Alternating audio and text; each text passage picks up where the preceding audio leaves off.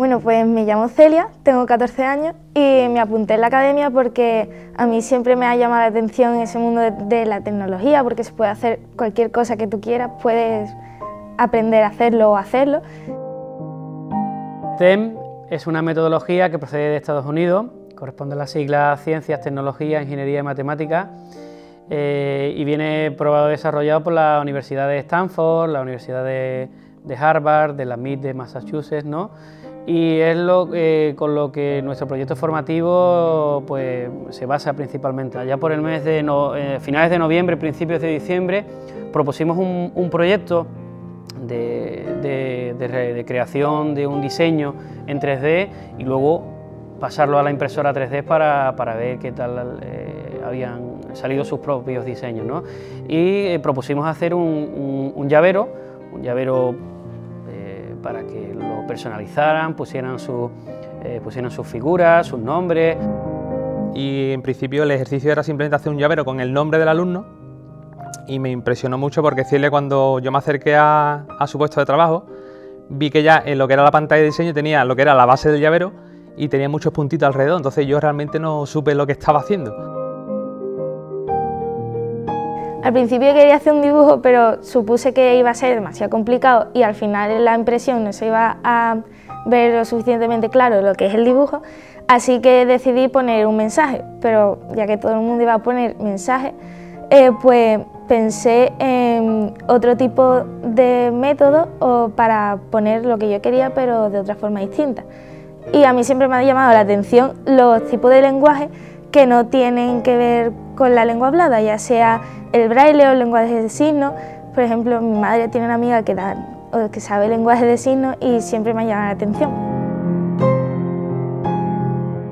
La verdad es que fue una idea que a mí me quedó impactado, me impactó bastante, y yo creo que los compañeros de la academia, cuando vieron el resultado del llavero, también se quedaron impresionados, porque creo que fue el único de entre 500 y 600 llaveros de los demás alumnos, fue el único que tenía esa característica de diseño.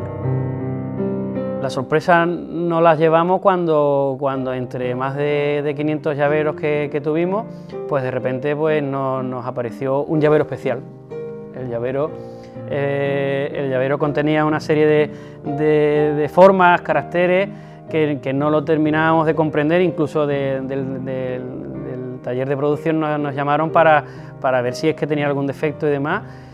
Y claro, y la sorpresa que nos llevamos que claro, todos los llaveros tenían nombres, tenían formas, tenían corazones, tenían escudos de equipos de fútbol, y cuando lo vimos así a bote pronto nos dimos cuenta que era un llavero que estaba hecho en braille y nos quedamos todos pues alucinados, ¿no? Iba haciendo el llavero, iba pensando en por qué estaba haciendo el llavero y di con la solución o con la idea de que también podría usarlo las personas que se fueran invidentes y no tuvieran el problema de, a la hora de buscar la llave o el llavero en su bolso, por ejemplo, no supieran cuál es la llave que están buscando.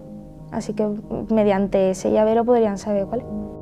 Yo al principio la verdad es que no le di mucha importancia, porque como ella me lo contó de forma tan natural como es ella, ¿no? Que ella te cuenta las cosas de forma tan natural, que uno realmente no se da cuenta de la importancia hasta que no le dicen realmente, que fue cuando me llamó el compañero, ¿no? Que me dijo, oye Manolo, que es el único llavero de estas características. Entonces fue cuando realmente yo me di cuenta de lo que teníamos entre manos, ¿no? Que era el diseño de Celia, que fue algo increíble.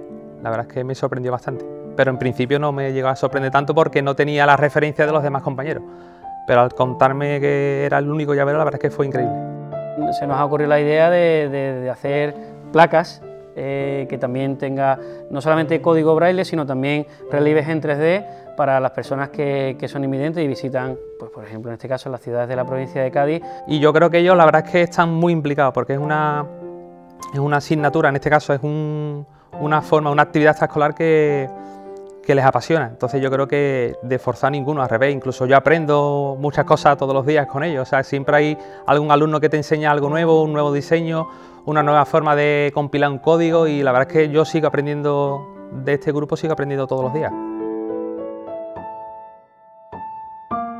Por ejemplo, poner los nombres de las calles en braille para, por ejemplo, si tú estás en cualquier calle y no sabes cuál es, puedas saberlo mediante ti mismo y no tengas la necesidad de preguntarle a otra persona.